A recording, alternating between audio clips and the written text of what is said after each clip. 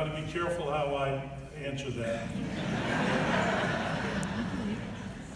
CUPON is not depending on how you organize, we're not a political organization. If you're 501(c), you cannot participate in politics, okay? But there's nothing to say that, and you would naturally assume that an organization like this, if your politicians, any politician is not acting in your best interest, they know under the banner of CUPON what they're up against. So if there's a politician, let's say George here, if he knows that there's 600 or 700 people here and that oppose something and he's for it, he knows that he's risking those votes. I don't think you have to explicitly state it. I think he would know that. Is that correct?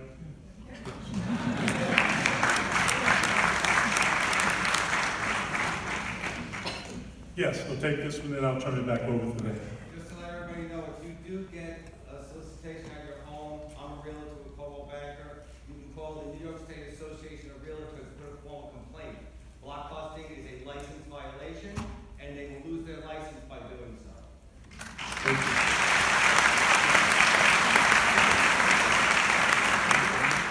Thank you. So we'll switch it on back over to the next and continue with the next thing, which is the process for selecting board members. Donations. Donations? Okay. Thank you. You want me to do this? I think I have a little slide there It's happening. to put up. Hello, good evening. My name is Dana Ramirez, and I live in Nanuet with my family. I wanted to first thank everyone for coming here tonight to learn about CUPON of Greater Nanuet. I'm here to explain the need for funding. Yes, thank you. So this time I'm going to be speaking about donations, but I do want to let you know that part of our process and our thought is that there will be fundraising activities, clearly. We need to provide funding, we need to build a war chest, so to say. So there will be fundraising events and activities, and as those come to fruition and as we form committees, we will definitely let the community know how to participate in those. But so first and foremost, I should have said this to begin with, on behalf of the team that has put this meeting together and has been working for the last 7 weeks, on behalf of all of us, I really want to express our very, very deep gratitude for the donations that we have received already.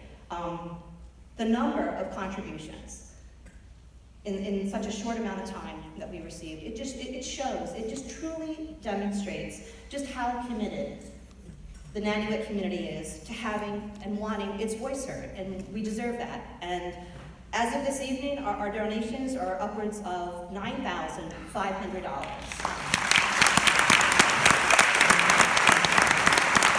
So thank you very, very much. It was quite overwhelming, quite honestly.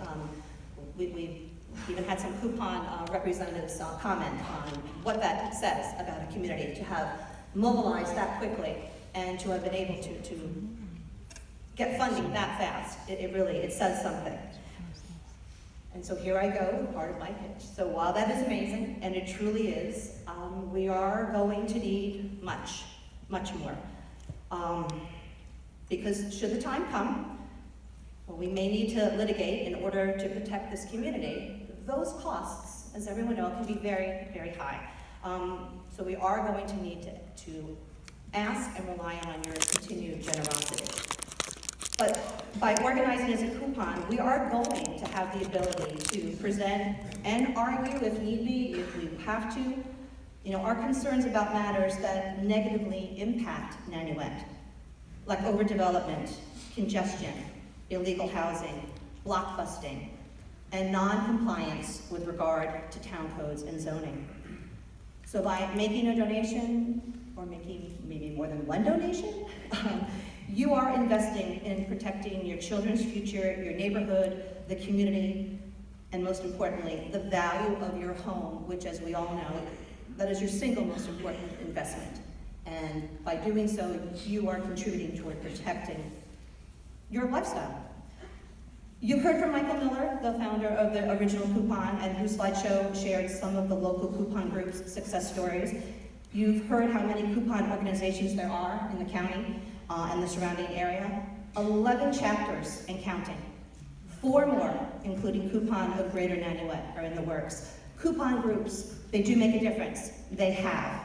And with the kind of community response that has already been demonstrated by Nanuet, as for instance, the letters that were written and that were received by the IDA from the community, the amount of letters that were received by this community, that was a huge help in assisting in the postponement of the hearing for the IDA funding. That says something, that our community mobilized so quickly and was able to have that kind of effect.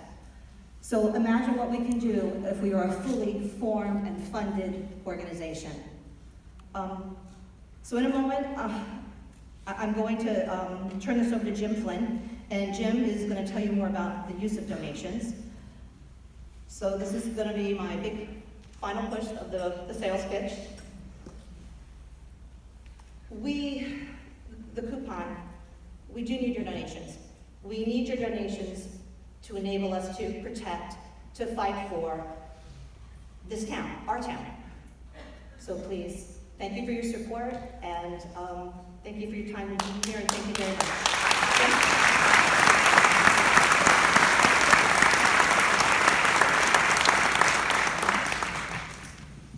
My name is Jim Flynn. I live in Nanuet. If you have a computer and you look at Facebook, you've probably seen an ad from GoFundMe pop up and say, Jim Flynn is asking you for money. That's me. I showed up late to the first meeting and it was the only job left. I'm actually the committee head for finance and fundraising. You were all handed this form when you came in, okay? The one thing I really want you to do is fill out the contact information. If you do nothing else, fill it in. It's really hard to have to try and contact 22,000 people to find the 600 people that really care, okay? So we need to build our database so as stuff comes up, we can just inform you of it. And when we need help, like we did handing out flyers, we have somebody to send an email out to so we can get some help. So please, the first thing you can do is fill that out. Now, fundraising, yeah, okay. We've had over 100 people donate. The average donation is about $100. They've ranged from $10 to $353. We've averaged just about $100 per donor on average. So people have been generous. We appreciate it. But I appreciate receiving a donation of any amount because you're the only one that knows what you can give to help. Okay? We'd like you to make a donation. I gave you our pens. I'm a really cheap person, just ask anybody that knows me. But I gave you pens because on the pen is our website. So if you keep that pen, you can go look on the website, and on our front page, my suggestion, a nice big button that says, I want to donate. You can hit that, it goes to GoFundMe. Here's the trick, GoFundMe asks for a tip. They're nice people, but they make enough money. You don't need to tip them. Just put a 0 in there and give whatever amount you can. Okay? We formed the organization. Yeah, I was late for that meeting. I got to do that too. We're a 503c4. That means that it really doesn't matter with the new tax law, but if you give us money, you can't deduct it off your taxes. Okay? We're not going to give you a receipt that says you can write this money off, but Right now, they went to a really big deduction, and very few people are going to be able to deduct it anyway. What it does mean is that we can be a little political, okay? And we can say when we like people. And that's going to help us, and it's going to save us about $12,000 a year in annual auditing costs that's required of a C3, where you can make the deduction. And I don't really want to raise that much money that losing $12,000 would make a difference. So, do me a favor. If you want to vote and participate strongly, join. It's $10. I don't ask for driver's licenses if you're claiming the senior rate. Otherwise, $20. I really just want people to buy in with something, okay? And when the the nice people decide they want to volunteer for the board, you get to vote for them. And you can nominate them, if you don't really like them that much. Okay? So, you can drop this card in it with just your information, drop it in a box on your way out. You can take the envelope home, take the card home, stuff lots of money in it and mail it to me. Here's one of the boxes. You can't get out of this place without tripping over one of them, okay? Thank you very much, everybody. And I've seen a lot of names that I put to faces that already made donations. So I thank everybody for what they've done so far.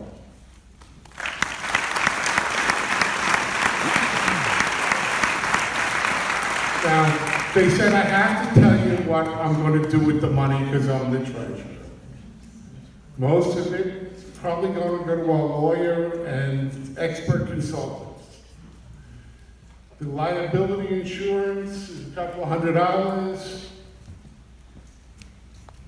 We got another sucker to build us the website on the cuff. We just had to pay a few fees. I also got a lot of people who walk around and hand out the flyers, 3,000 of them. So that didn't cost us any postage. And I don't get paid, so fundraising doesn't really cost that much. Okay, who's next?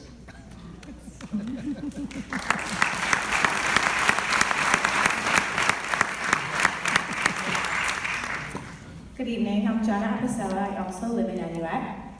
I'm just going to tell you a little bit about how to select board members. That's the next thing to come in forming our group. So all due-paying CUPON members that are interested in being on the board of directors are eligible to be elected. So that's anyone in this room that pays dues. At this point, this group that formed, about 17 of us, if that's correct, so we're pretty much considered the ad hoc committee. We have come this far with all of our behind-the-scenes planning. We appreciate all of you coming tonight. Some of us were making bets as to how many people were going to be here, and I lost my bet because I didn't expect this many here tonight. It's really nice to see, a full house here, that many people interested. But at this point, this committee will disband soon, but we'll continue with the formation of planning for the elections. So you'll be notified with events to come to actually elect your board members. And once the members are elected, this committee disbands and your people that you have elected as your directors will take over. There will be about 21 directors in the future for CUPON. As Michael had showed us earlier, there are a lot of committees, subcommittees, chair people. It takes a lot of people, a lot of your volunteer work. So although we'll have 21 directors to run the group, we'll need a lot of people behind the scenes volunteering their time, walking door to door, sharing information. So we appreciate that in advance, and we're gonna need this many people in the future to participate. You'll get 3 weeks' notice for when we decide to have the election, so we'll give you more than enough time to plan ahead and make yourself present to vote. Again, all due-paying members are eligible to vote, and anyone in this room who pays dues is eligible to run. And that's pretty much it. All the candidates in the beginning will have 1-year terms, and then the directors will actually get together, create bylaws, and from there they'll establish the amount of term. Could be a 1-year term or a 2-year term, but we're going to start off with the first round of directors to be 1-year term. And that's about it.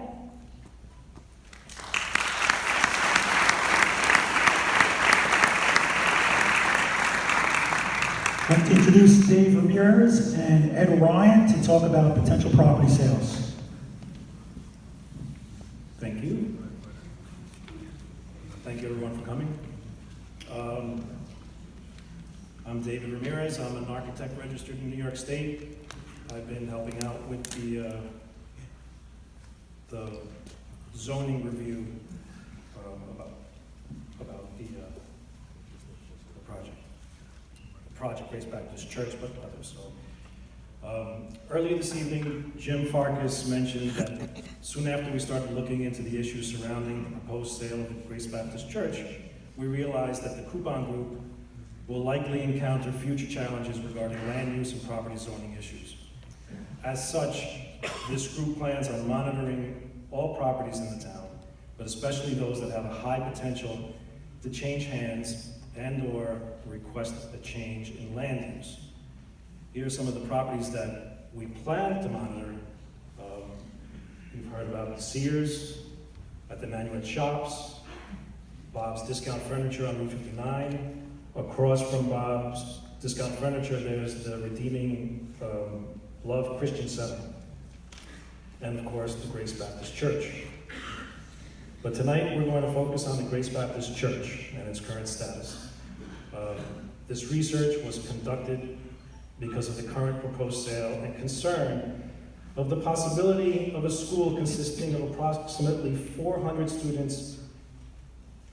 plus students and 75 plus employees occupying and operating in and around this building, and the properties of how such and building and properties, and how such an increase in population and traffic would adversely affect the surrounding community, streets, and neighborhood. So let me go to the next slide. Okay. This is an overview of the Grace Baptist Church. You can see there, it's actually not just one property, it's 4 lots that they are selling. Lot number 1 is the main building. It's located at 20 Demarest Avenue. It's north of Church Street, and it's bordered by Highview Avenue and Demarest.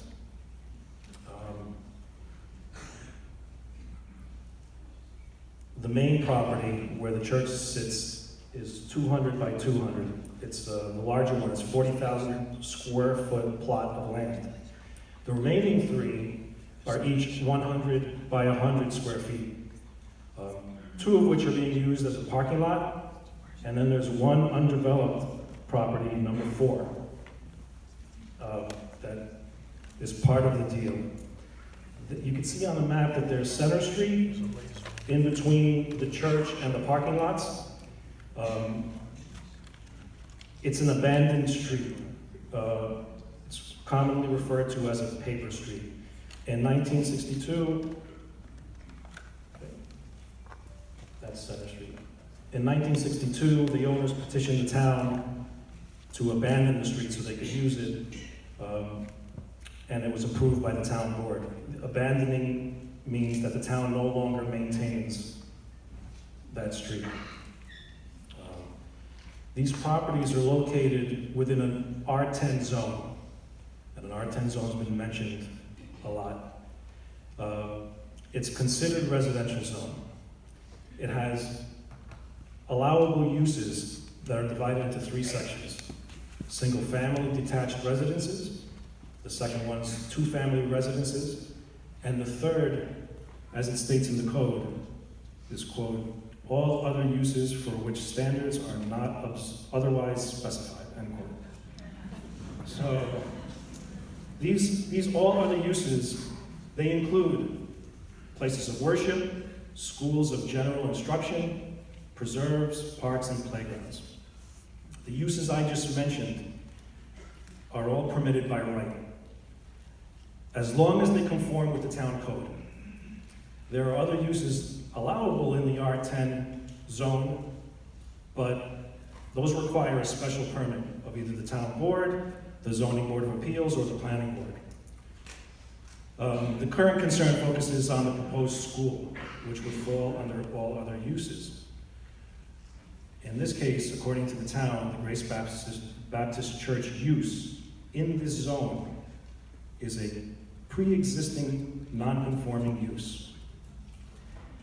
That's also been mentioned. A non-conforming use basically means that although it may not conform with the current code requirements, such a use or bulk regulations, it doesn't adhere to those, but its current use is permitted to exist where it is located.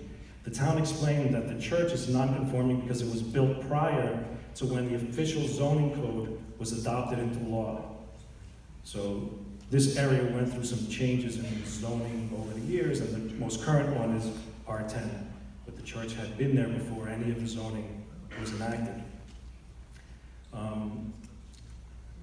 From research that we conducted, there's 2 certificates of occupancy on file. First one was issued in 1951 for an existing building used for a Sunday school.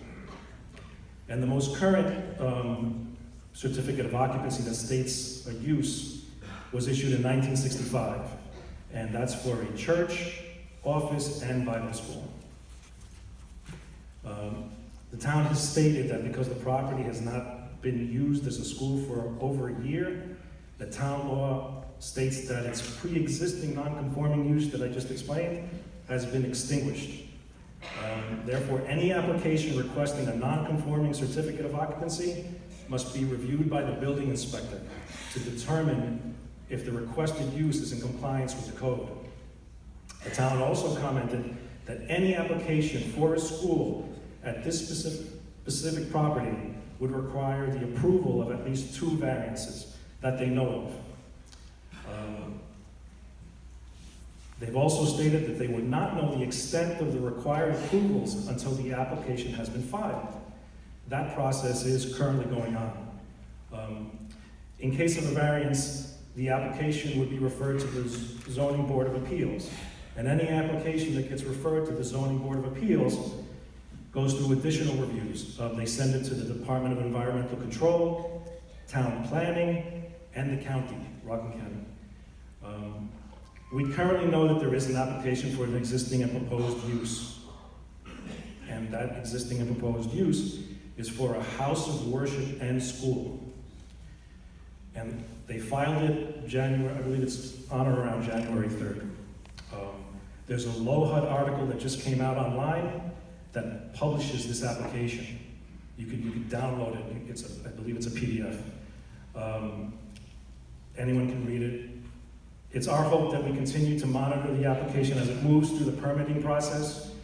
We will disseminate all information that we review with regards to the Grace Baptist Church, and hope to get a clearer picture of what, if anything, will be approved. It is the CUPON of Greater Nanuet's intent to keep the community informed as this matter evolves. Thank you.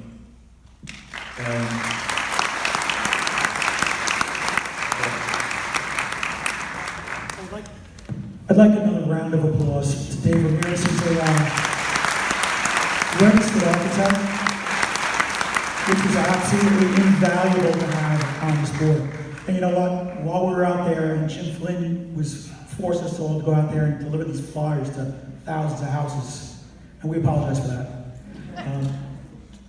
We ran into professionals. We ran into architects. We ran into attorneys. We ran into planning folks, and we're going to need you. We're going to need you on this board. We're going to need you as members. So whether it's joining as a member or volunteering as a board member, whatever it might be, we're going to need those professionals. So thank you, Dave, and we're looking for many folks to join you, many professionals. So with that, Ed Ryan.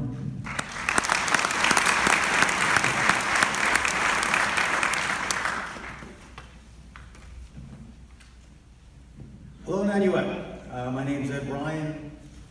I've been living here since 2000, which I've been told by some of the old guard makes me pretty much a newbie in this town. Who knows, maybe 19 more years I'll be an actual person from this town. I'm looking around here, I see a lot of people. Back when we redid the park, I recognize you. Lacrosse, I recognize you. Little League, I recognize you. CYO, I recognize you. The Elks, I recognize you. All right? A lot of involved people in this town. I also see a lot of faces I've never seen before, and that's great. This is going to be a massive undertaking that is not going to be for one individual purpose. This is going to go on for years and years. We are going to need help. So all those faces I haven't seen, we look forward to working with all of you. All you out there that are here tonight, you have neighbors, I'm sure are going to want to know. Please spread the word. You know, bring an extra envelope home and give it to the person that lives on either side. Spread the word. A lot of work to be done. We look forward to working with all of you. So, here it is. I've been asked to talk to you about what we know of what's going on with the sale of the Grace Baptist Church, all right, which is the beginning of all this. So I'm going to say something to begin that might surprise a few people, and that's that we are not opposed to the sale of the Grace Baptist Church. All right? Things change. Nothing stays the same. Real estate changes hands. We are hoping that whoever ends up buying it will have less impact on the surrounding facilities, the infrastructure, the neighbors, and the community as a whole. But we understand that things do get sold. That's life, right? So what do we know about the sale of this church so far, all right? First off, this sale has not yet been completed. It's not a done deal, all right? It was listed.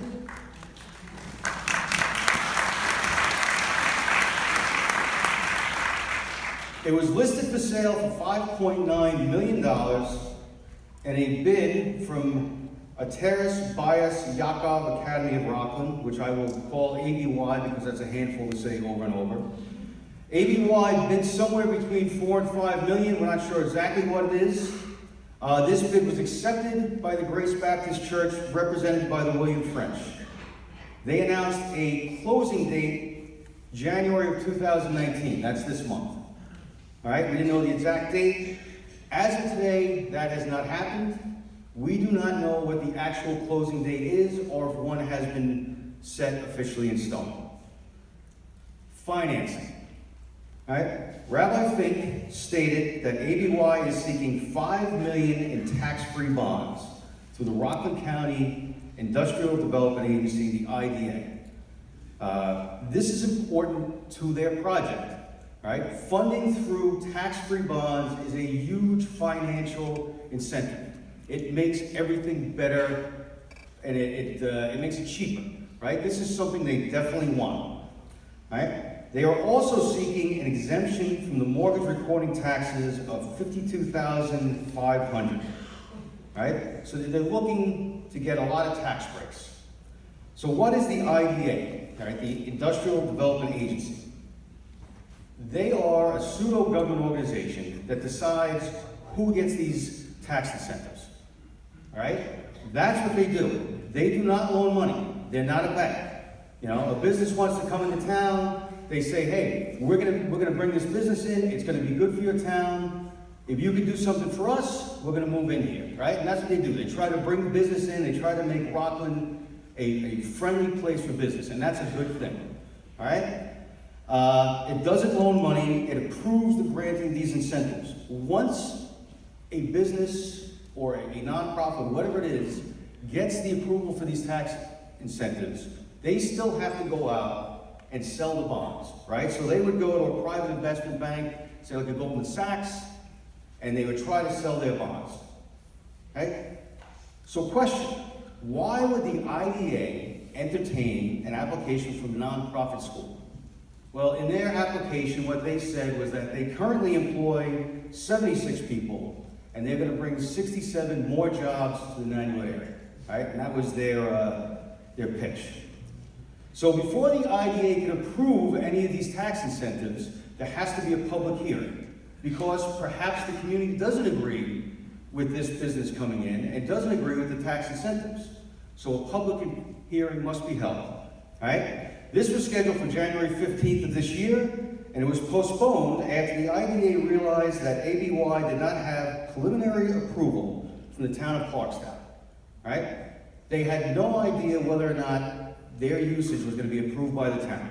So on hearing that, along with many letters from this community stating their opposition to the program, they decided to table the public hearing on these tax-free bonds. So, while that was certainly a good day, if you don't feel that this is a good use of this property, and it was a very good day, right? It's not the end. Rabbi Fink stated, let me get this right, we are going forward, we always have a backup, okay? Where this money is coming from, if not the IDA bonds, we don't know. Again, this is a private transaction, and whatever they're doing is well within their rights. But as of today, the IDA has tabled the bonds. We don't know when that's going to come up again. So to sum up, what do we know? CUPON of Greater Nanuet is not opposed to the Great Baptist Church selling its property. All right? The sale is not yet complete. The financing for this plan through the IDA is on hold, and it is unknown how long this hold will last. The original closing was planned for this January. It's unclear if the IDA not giving the immediate approval for ABY to get the tax-free bonds will delay this closing. We just simply don't know. And Rabbi Fink said he has a backup. We now have to wait and see what that means. So that, hyperbole aside and bad information aside, is what we actually know about the sale of the Grace Baptist Church today. We're not going to take any questions right now. We have a lot of people to get through, and you've been hanging in there really good. We appreciate it. The end is getting near, all right, of this meeting. I now have the privilege of introducing Steve Mogul.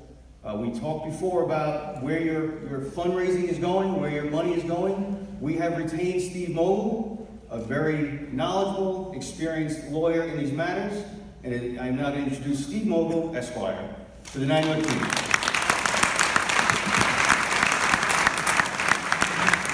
Thank you. I feel like I'm outed.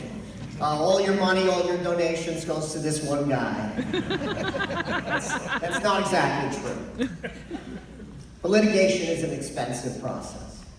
And I know it was mentioned that, we may end up in court. I'll tell you now, you're gonna end up in court. It will happen. But first, let me just comment how gratifying it is to come to a meeting like this, to see this sort of support, to be asked to join a team of people that have as their goal fighting against bullying and corruption. Let's call it what it is.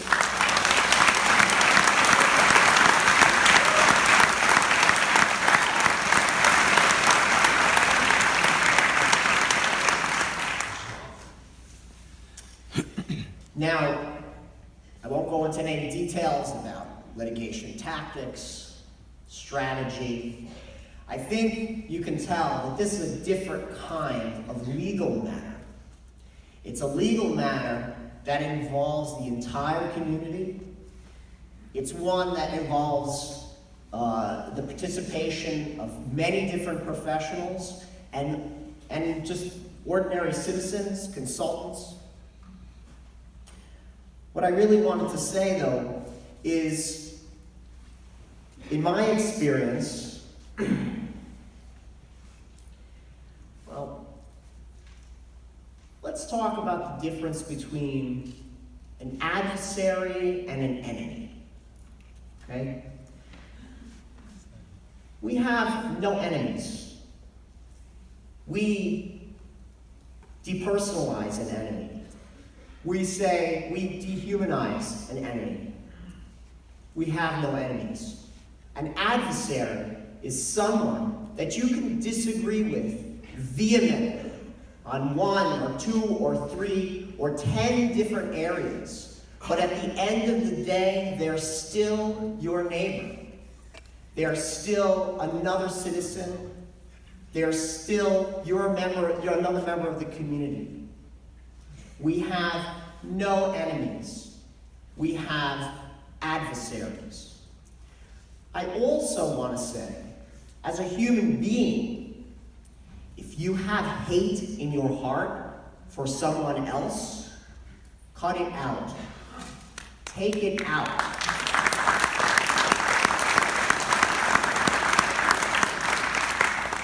As a lawyer, I will tell you, if you have hate in your heart, you will stab this group, this cause in its heart. If you can't get that hate out of your heart, then please, keep your mouth shut.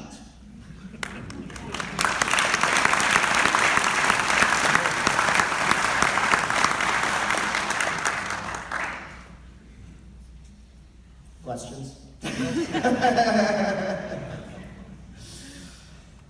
Are there any non-specific questions that we could talk about here?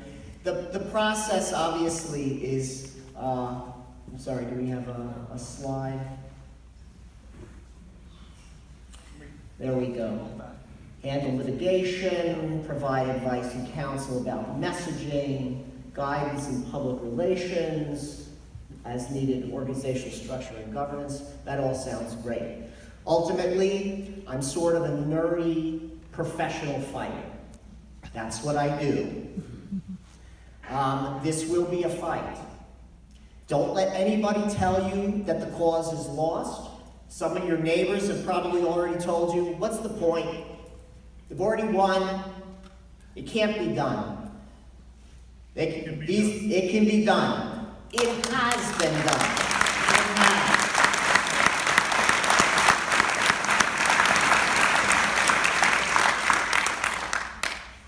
Very good. Questions?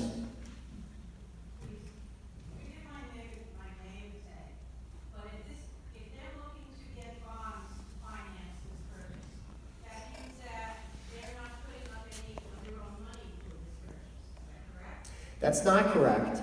There could be additional money being put up. But, and I don't mean to be pointing a finger, let's avoid the word they. Okay? Not understandable. I'm not saying anybody's a bad person by doing that. But it's very important. The emotions are high, not just for the people in this room, but for our adversaries. Okay? So we need to be really careful. We need to be on message. And I think this group has already done a great job of doing so. This is about land use. This is about development. This is about overdevelopment. This is about compliance with the law. This is about quality of life. That's all true. Let's not get lost in the weeds. Let's not get run down this Arlupa line, which was supposed to be a shield to protect people, and instead has become a sword that's been wielded by bullies to push municipalities, to frighten them into doing the bidding of developers. Okay? Any more questions?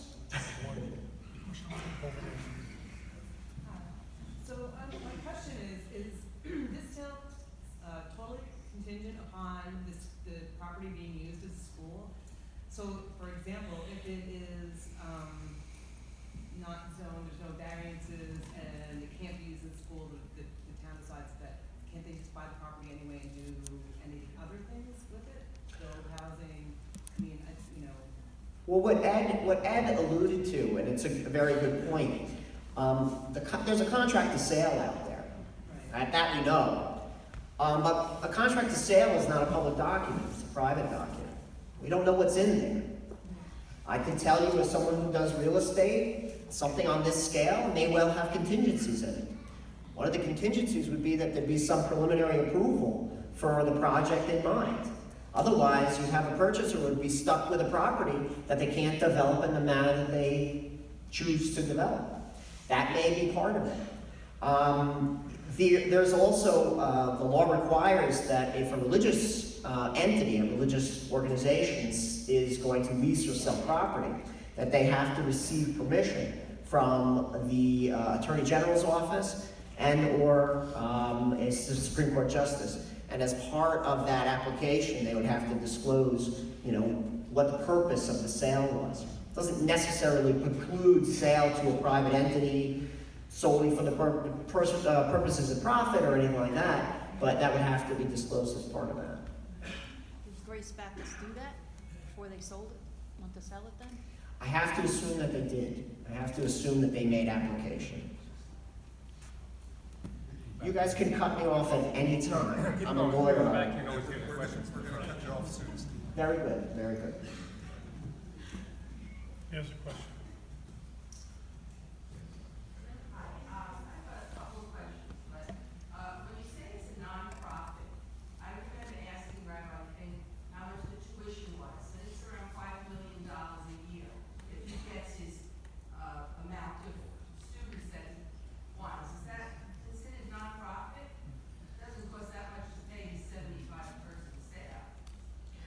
I'm not going to delve into the law of nonprofits, but the short answer is yes. I mean, there are CEOs of not-for-profit corporations that make a cool $1 million a year.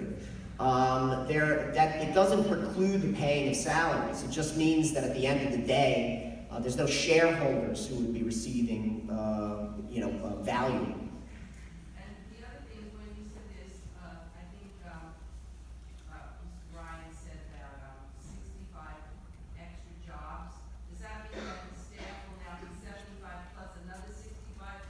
Yes. Yes. I would defer. That's what was stated in this public record. Two more questions. Sure. My main concern is I live on Highway Avenue. It's a zoo right now. How are we gonna do this thing? We keep talking about development and zoning but I'm talking buses and people and cars and yesterday somebody let their kid out of the car in front of Highway on the other side of the car. And the other cars were just going. These are all absolutely legitimate land use and planning concerns, and they are absolutely relevant. I'm allowed to take two more questions. I'll get a gentleman from the back.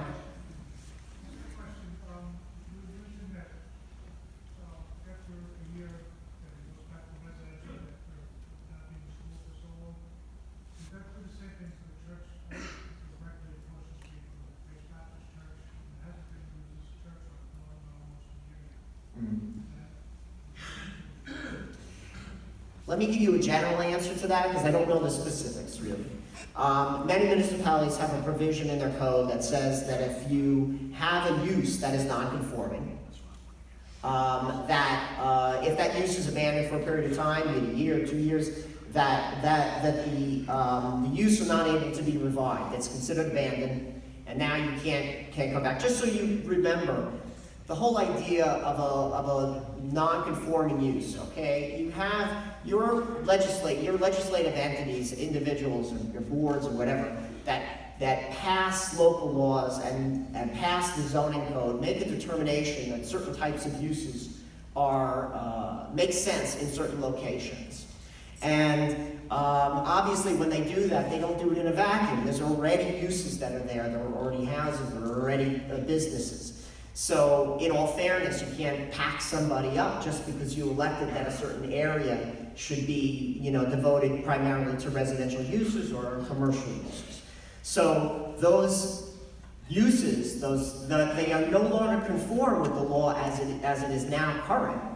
But since they were there prior to the law, they're allowed to remain. So again, that notion, if it's abandoned, if that use is abandoned, Now that sort of fairness goes out the window. We say, you know, this should revert back to what was intended in that most recent passage of the law. If they felt that it was primarily residential, it should remain residential. So I know that that is an issue with regard to this particular application, and I won't comment on that any further. And one more.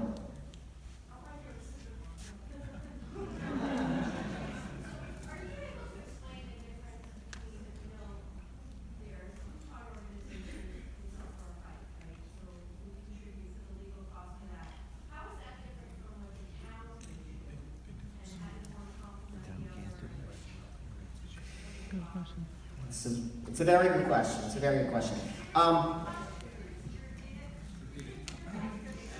Okay.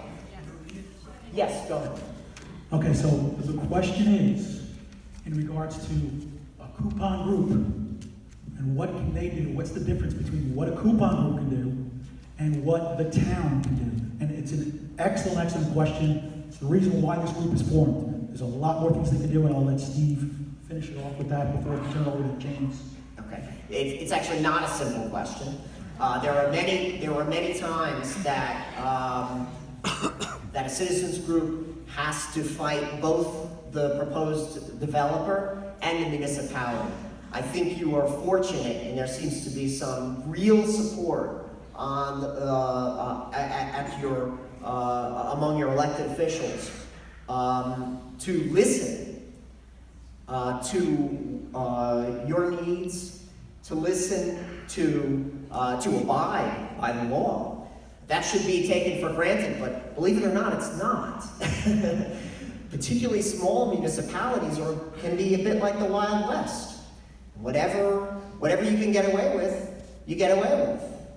So there are occasions in which CUPON would be working, this organization would be working in conjunction with the municipality in the event of, let's say, a denial of a permit, an application, or CUPON might be adverse.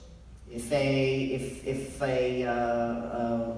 site plan has been approved, if an application, if a zoning variance has been approved, and it's believed that that was not done in compliance with the law, then CUPON would be free and should bring suit to stop that.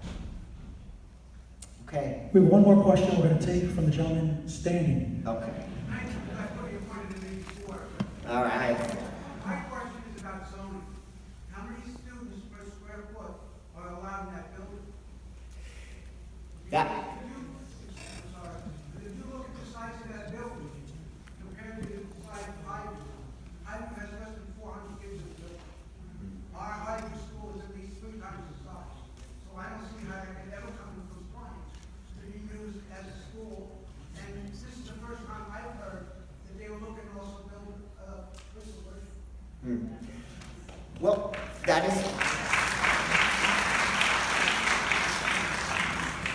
is a very good question. It's actually not a zoning question. What it is a building code question. Right. And I actually think that your architect would probably be in a better position to answer that question if he's still around. Yes, actually, he can answer that question real quickly.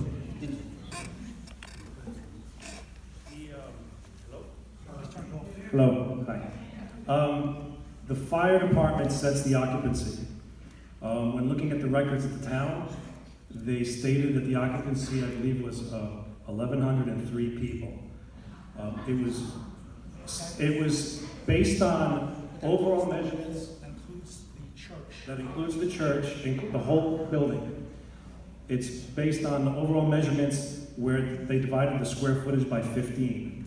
And that will tell you how many people for that area. They totaled up all the different spaces, the offices, the church, and they came up with that number, about 1,103, I believe.